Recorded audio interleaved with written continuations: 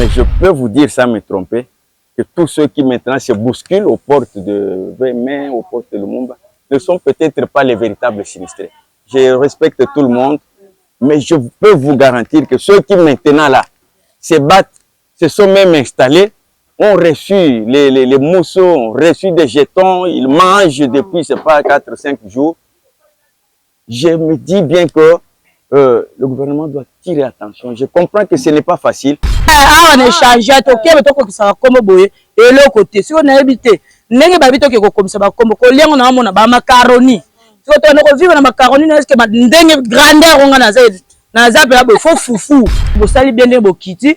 Bango batika kokufa la bato bazakuna baya na mapangu balekaka lupangu na lupangu batala faso batu nde tozaleli tala yo moko papa ta moni nde totandi bilamba to lokoti yango ko lokota oyo yeka moni baso moni na lokoti moni kachuni likolo batoli ya biso te nazwi chapeau ya ngate nazo nika pona bomba ka mo elongi mikolo po batu bayebelinga na vanda na Gombe tala Gombe state tala Shekina atikala na deux briques Shekina atikala na deux briques pasani ali moi mitugezala na ka o carrière mituka nyo se banda ko mona na suti to banda ko bazo bimisa biso ana buatu mama moko to azana sima ko to banda de ko mela de ba mai bato amawa bakimi selinga bana bazape na banda ko buni boleki ya ba etage wana mais na minute ne to lo baboy bakolo ndako babiki to sunga kibino ekomi na moma bozonga na bandako siko na ndenge bino bomoni naza na mwana moko ya 2 ans naza na mwana ya 4 ans ya 6 ans ya na bango aza na 8 ans bakolala wapi bakovanda wapi bakosakanela wapi mwana aza na lupangu te aza irresponsable akokende kuna alobi ngape dega ekotengeli siko esengeli biso ye moko aya amona mutu na mutu na esika ya avandi na ndako na ye. Parce que j'ai vu qu'après après 1990, il y a des gens qui sont arrivés. Il y a eu beaucoup de constructions, notamment celle en face de l'église Shekina, qui a foncé un peu plus loin dans la rivière. Et puis vous avez notre barrière de l'autre côté du pont d'Ili. Vous voyez Shekina de l'autre côté. Et puis vous avez ce bar-là qui a été construit presque dans l'eau. Ça nous a surpris tous. Il y a dans notre quartier les enfants qui sont morts. Une maman qui cherche à monter dans la pirogue avec 5 enfants. Mais la toute petite tombe dans l'eau. Arrière au fond là-bas. Et une enfant de 3 ans est tombée pendant que maman avait 5 ou 6 enfants. Le temps de les mettre tous sur la pirogue et puis les dégager. Je ne sais pas si elle a oublié ou qu'est-ce qui est arrivé. Il y a une qui est restée sous les eaux.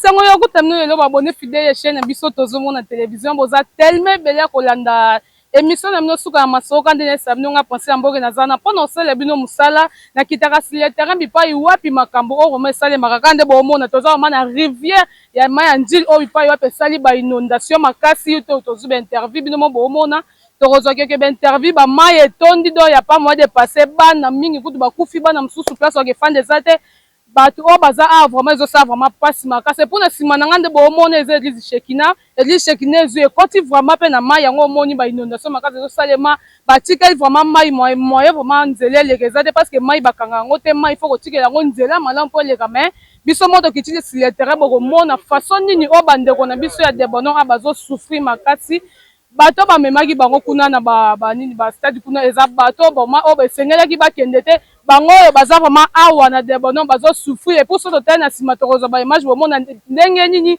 bato bazo nika babilamba basani do nyos oyo kaka pena nyoso ya ndako kei nyonso ya ndako kei mapapa kuta ezate bilamba kolata ezate na bana mike bazo souffrir do bakonzi vraiment tosengi bino bokita awa sur le terrain boya ko découvrir vraiment ndenge nini bandeko na biso ba congolais bazo souffrir bazo mona pasi tosengi bakonzi ya mboka ba député ba gouverneur vraiment bokita sur le terrain et ko sala bandeko na biso bien makasi. Kolo amonaka nyonso, kolo amonaka nyonso, yende mokeli na nyonso. Kolo amonaka nyonso, kolo amonaka nyonso, he. Kolo amonaka nyonso, yende mokeli na nyonso. Kolo amonaka nyonso. Bonjour maman. Bonjour maman. Donc tu as sur le terrain dans le quartier des bonhommes awa bisika la so mais salema ki meka un peu expliquer biso yo zalaki awa il est quand même. Bon. Elo aliboso non lo banenge bandelaki. Biso to lali vendredi mbule bandaki na 19h. 19h wana mbula tango bandi to ye kotanela ngo titongo. Genre les bateaux déjà ya boye bazo bengra déjà bandeko na bango. Biso to za bandeko ba benga biso teke. Bana de bonhomme bolongwa déjà esandia mai ndenge zo yela déjà. Bato wapi bon? Bato baza koto Jessica bato ne. Bato kauka nji brasserie ba mona de sandi ndenge zo ya déjà mai ndenge zo ya. Biso koto souple to comme 10h. To vandi to moni mai ya jaune bandiko ya pe malembe. Bandiko kanga biloko, bandiko tia likolo ba congélateur. Bo kota ndako bo mona. To bandiko kanga biloko to bandiko tia likolo ba congélateur po to ekotela biso déjà mais oyo no penza ekotaka nango. To tia biloko likolo congélateur mais et toucher congélateur te.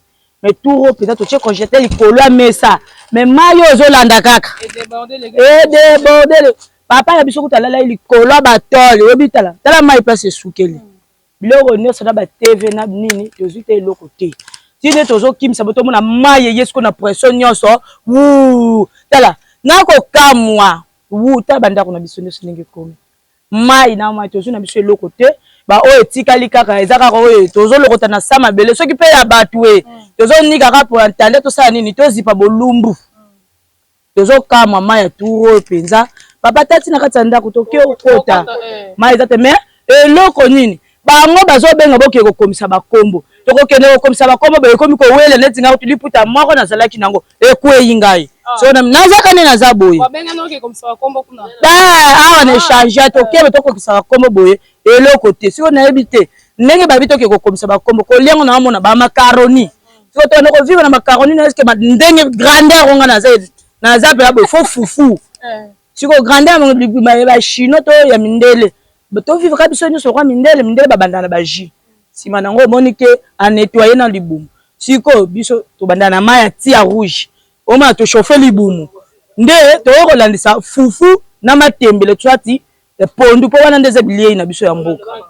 Ya ngwana bosali bien bokiti bango batika ko kufela bato baza kuna baya na mapangu baleka ka lupangu na lupangu batala faso batu nde tozaleli tala yo moko papa ta moni nde to tandi bilamba to lokoti yango ko lokota oyo yeka moni basi moni na lokoti moni kanchi likolo batoli ya biso te nazwi chapeau ya ngata nazo nika po na bomba mo elongi mikolo po batu bayebelinga na vanda na Gombe tala Gombe state Skoto mai wana yaki na portion wana bino wanda esko ko sai na mama wana to bana ko bongisa siko biloko tozo sala le mo faso to sa nini to matango likolo batoli o monta batoli kuto efinani place to bomba bilamba efinani to bana ko bongisa na mama o eza tala shekina tikala na be brick shekina atikala na be brick pasani ali moi mitukezala na ka o carrière mituka nyo se banda ko mona na suti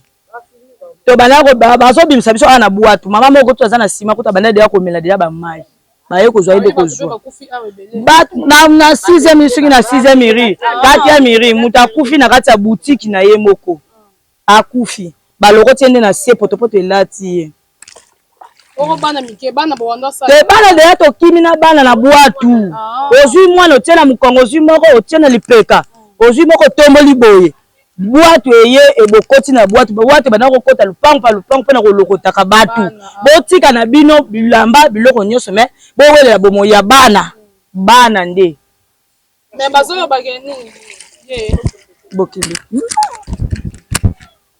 msusu ye pa ko meka ko expliquer biso ndenge ni makambo se pasaki basinistre bayo baza kuna baza vraiment ba voice sinistre te ba bino nde bato boza nde ba voice sinistre ko yo ko lo bani bon nakoloba boye biso mpe toyokaki sango ke tokende na Lumumba na bastade na papa Raphaël bazope sunga bato oyo bazangi oyo bacholisi biloko na mai. Ngai vraiment nakendeki nakoloba likambo oyo ya lukuta te. Ngai nakendeki na Lumumba. Mama nakendeki banda 6 heures. Naye kozonga 23 na meli mai te, na meli ji te, na lie gato te menaza na zemi. Na tala degré na landi na mundele na bite soso ba mundele ya pays nini.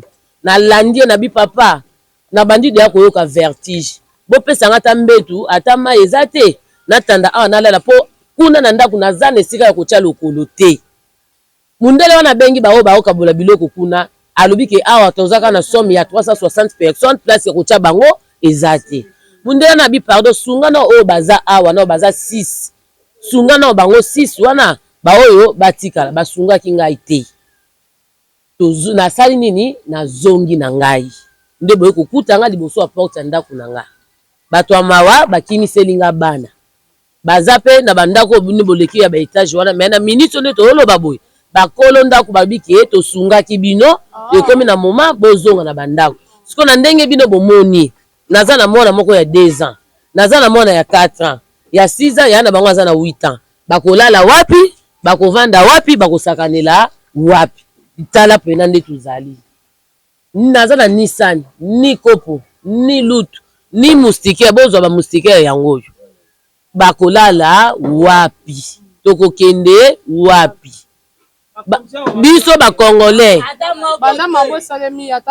Ata mutu te papa à part kaka ni député. Tomona ki kaka te ngana mona ki vice bourgmestre na biso. Nde ayaki sur terrain tango mai ezo ya. Asukelaki pe na ma crevette mai na genou ayaki kutu na boîte. Alobi pe loko te tozo benga kutu to loba aleki vert. Aza pe mona quartier na biso aza mona 2e mairie. Aleki biso aketo lobaki loko te to déclarer lote yemoko amonaki. Asa nini akei. Ba le seul appel na yoka ki ezaka o baba ki to kende kuna fati azoya nde to kende ke pa ya papa na biso.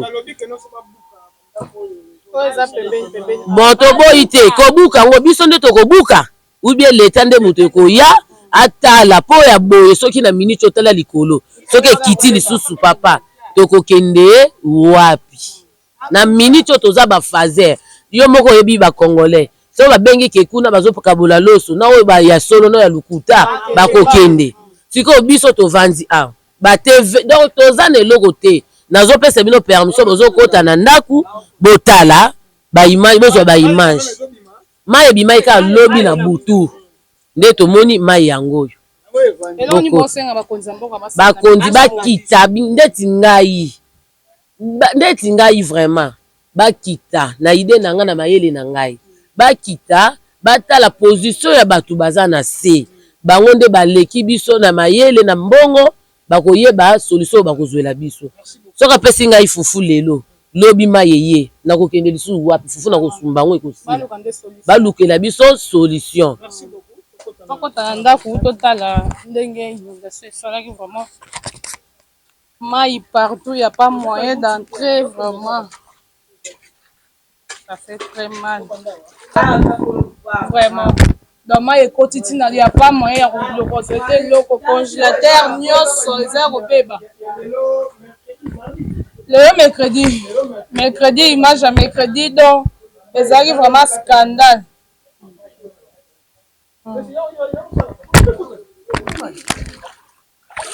Papa, yom to vandi awa.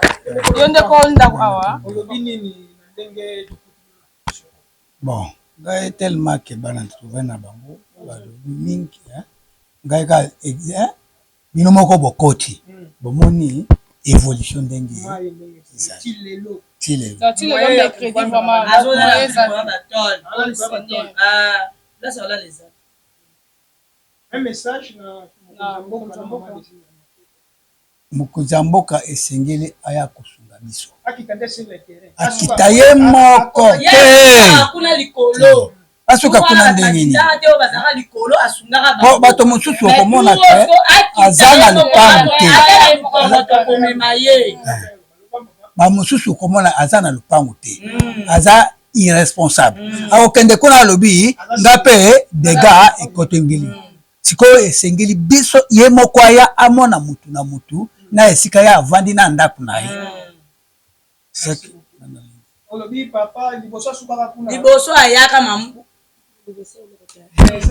liboso ayaka mama Olive asukaka kuna ntango Kabila azalaka mama Olive asukaka kuna oyo babindaka te mpo kuna babindaka te turo nde babindi mama Olive asukaka kuna bango nyonso kuna bazwaka me biso kote oyo eloko te topeta bilo ebele congélateur obanda seri wana kuna esala lisu te oyo esalaka sikoyo yango ta ndenge ebaluki shit ndeti nani shi na rambo azalaki ya oyo ta bandaka balocataire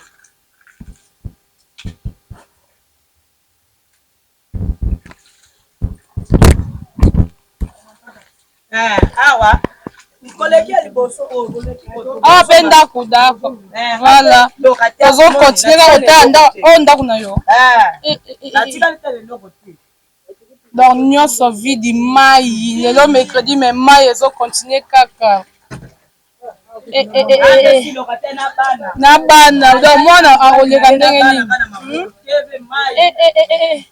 bakiti papa mai awa ezobima tala ezobota kaka mai ebima na se nazopepa ezobota kaka na bano ndenge nazo siko na bano boovivre ndenge nini toka na kati ya mai ti bazolia te eloko te tovandi tokolambela wapi na butu boolala ndenge nini totiaka bakiti tovanda kuna bato baza ebele place eza te tovanda wapi moye eza te moye eza te toke kuna tokendaki kuna ti babi place eza te bazomemela bato yango te bokovanda banda ntango ti 18h eloko lio eza te mpo bato bamikimelaki deja va oyo bandeko na bango babengelaki bango nde tokenda kokuta kuna mundele ana azozwaka charge soki chinois azozwaka na charge okaka o bato bamiyelaki deja bokota na basali siko biso matomiyelaki te mosu mai kutu akosenga eza te me bamai ezali baji ezali ça fait très mal donc ya pas moyen de passer bana na bamama mai etondi moye eza te siko mpe bakonzi ya mboka bokita nde sur le terrain boya kodécouvrir bipai wapi mai efandi vraiment eza scandale eza vraiment scandale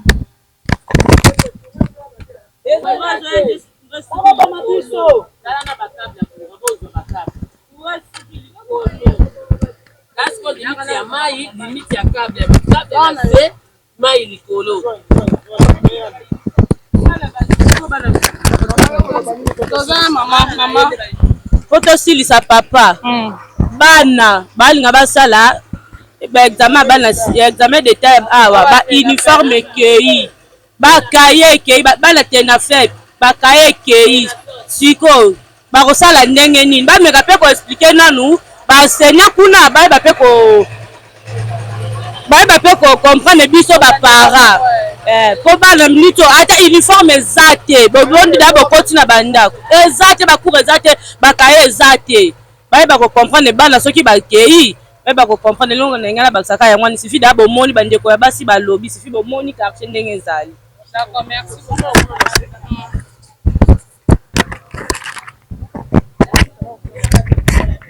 Oui, toza ana papa toza vraiment ana quartier de bonhomme bipai wapi mai o etondaki osaki vraiment ba dégâts yango tobita il faut to kita sur le terrain pour to zo un peu d'interview ya bandeko oyo bazalaki awa naza déjà na papa. Bonjour papa. Bonjour maman. Papa ko se présenter pour balandi ya chaîne biso bani wa découvrir yo kombo nani? Je m'appelle Benjamin Mutombo.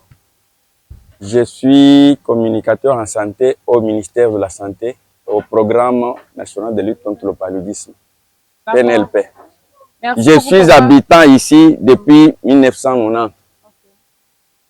Okay. Et depuis que nous sommes ici, nous avons connu des inondations qui arrivaient aux chevilles, qui arrivaient aux genoux.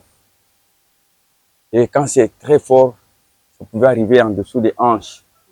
Mais pour la première fois que cette inondation monte jusqu'à 2 mètres dans nos maisons ou 3 mètres. Je crois que ça, c'est inhabituel. Et il faut qu'on nous explique ça. Déjà, nous comprenons. Le quartier est sur le lit de la rivière. Ça, c'est un fait. Mais naturellement, dans un lit de la rivière, l'eau doit couler. L'eau devient un problème quand vous la bloquez. Parce que j'ai vu qu'après après 1990, il y a des gens qui sont arrivés. Il y a eu beaucoup de constructions, notamment celle en face de l'église Shekinah, qui a foncé un peu plus loin dans la rivière. Et puis vous avez notre barrière de l'autre côté du pont d'Ili. Vous voyez Shekinah de l'autre côté. Et puis vous avez ce bar-là qui a été construit presque dans l'eau. Ça signifie qu'à la sortie des eaux, vous avez 2 obstacles érigés par les humains. Et aujourd'hui, nous en sommes victimes. Il faut que l'autorité en charge de ce problème de construction, de logement, de tout ça, il faut que l'autorité s'occupe de ça et que l'autorité prenne ses responsabilités, mais que la population soit protégée. Nous sommes en difficulté. D'accord, merci beaucoup, papa. Il faut d'abord nous expliquer le jour où vous le bêta qui là. Explique-nous d'abord, tu étais à la maison ou bien? J'étais sorti. Okay. Alors, lorsque la pluie a commencé vendredi soir, elle a cessé. Et vendredi, même samedi vers 2h, 3h, la pluie a repris. Et elle est tombée jusqu'en début d'après-midi, 13h, 14h. Bon, comme nous sommes ici depuis longtemps, nous savons que ce n'est pas immédiatement après la pluie que nous avons l'attaque des eaux.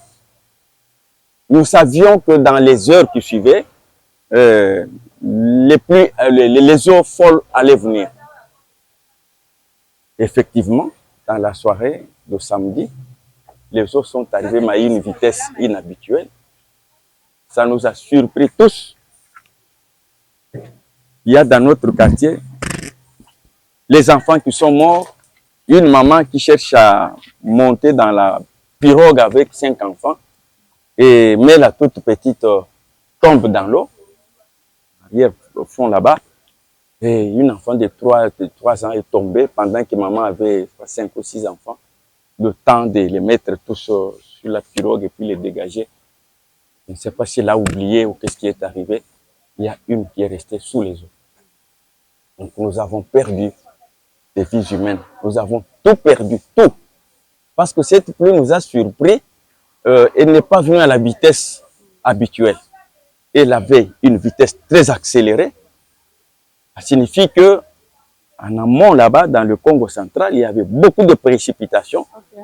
Et ces précipitations ont fait que toutes les eaux descendent.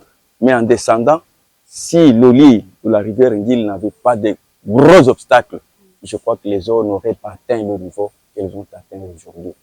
Nous sommes très peinés, péniblement, catastrophiquement, nous sommes dépourvus de tout, parce qu'il n'y a que la boue. Vous pouvez venir chez moi, il n'y a que la boue. Il n'y a que la boue. Les diplômes dans des valises, tous les documents, les titres de propriété, tous les documents de ma vie et de mon existence, je crois que c'est parti. Je ne sais pas, je vais encore rentrer à l'université protestante pour demander qu'on m'établisse un nouveau diplôme. Je vais rentrer à l'INA pour qu'on m'établisse un nouveau diplôme et le diplôme d'État. Je crois qu'on va encore poser le problème. Ça, c'est une catastrophe. Si vous voulez voir, je vous amène dans la maison, vous pouvez voir. Vous voyez déjà tout ce qui est là. Oui. Donc, c'est catastrophique. Il faut que le gouvernement intervienne. Et vous avez bien fait de créer un site à Lumumba créer un site, je ne sais où encore, vers le 20 mai. Il faut vous imaginer, moi ici, avec tout ce que j'ai comme charge, et je puisse aussi tout abandonner pour aller m'installer au 20 mai comme un sinistré. Je n'ai pas, et puis toute cette bousculade-là, à mon niveau, je pense que je serai encore trop réduit. Vraiment. Mais le gouvernement a beaucoup d'intelligence dans les interventions humanitaires. Nous le remercions pour les soins qu'il nous donne déjà à nos frères et sœurs qui sont regroupés à Lumumba et au 20 mai. Mais je crois que les papas de mon âge qui ne veulent pas aller se faire bousculer, nous sommes restés. Nous n'avons que nos yeux pour pleurer. Et je pense que le gouvernement, qui sait comment se font ces choses, qu'il fasse ce qu'il fait là-bas. Mais je peux vous dire, sans me tromper, que tous ceux qui maintenant se bousculent aux portes de 20 mai, aux portes de Lumumba, ne sont peut-être pas les véritables sinistrés. Je respecte tout le monde, mais je peux vous garantir que ceux qui maintenant là se battent, se sont même installés, ont reçu les mousseaux, ont reçu des jetons, ils mangent depuis, c'est pas 4-5 jours. Je me dis bien que le gouvernement doit tirer attention. Je comprends que ce n'est pas facile, mais il y a des malins qui n'ont rien à voir avec ce sinistre, qui se sont confortablement installés dans ces sites-là. Ils mangent, ils boivent, ils ont déjà des mousses. Je ne sais pas qu'est-ce qu'on leur a encore promis, l'argent, ils auront tout ça.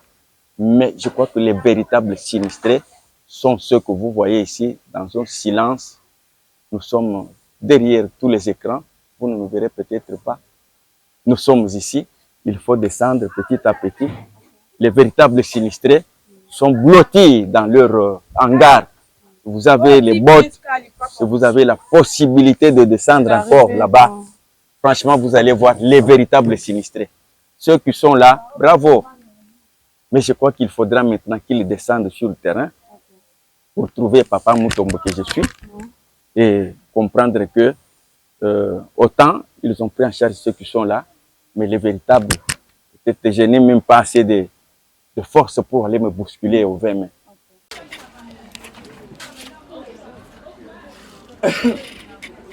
Awa peine bazobongisa donc moi ekomaki awa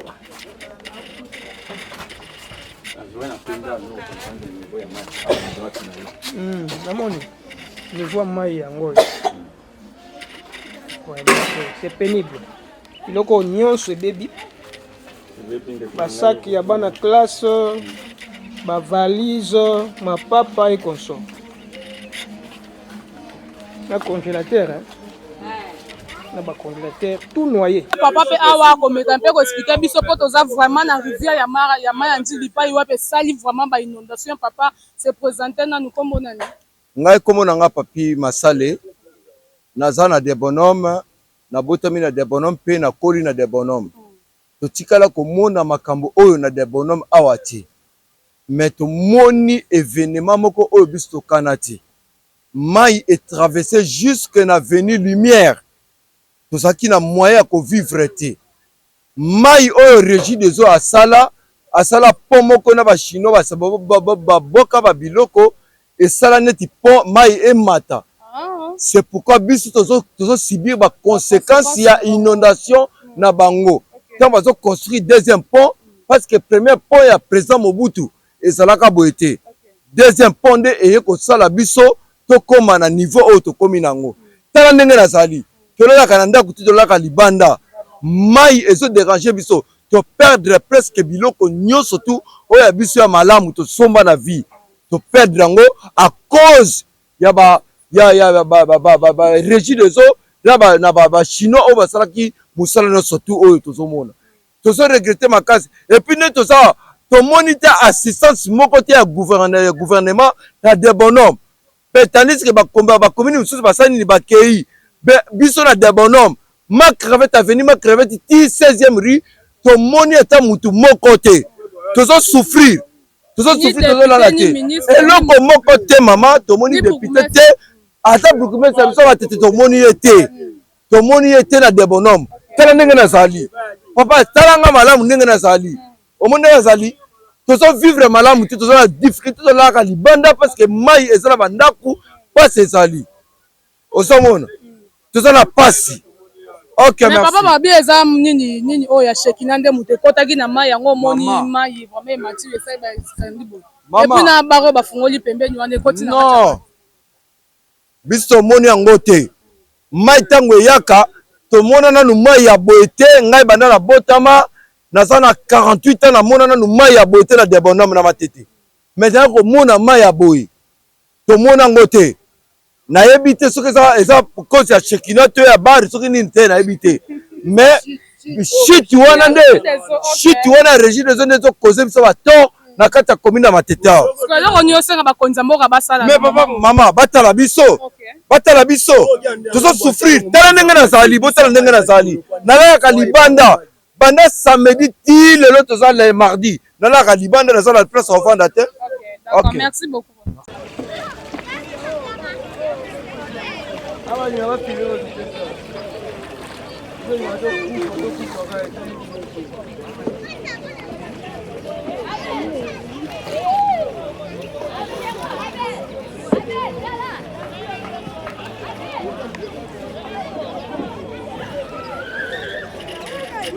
Come on.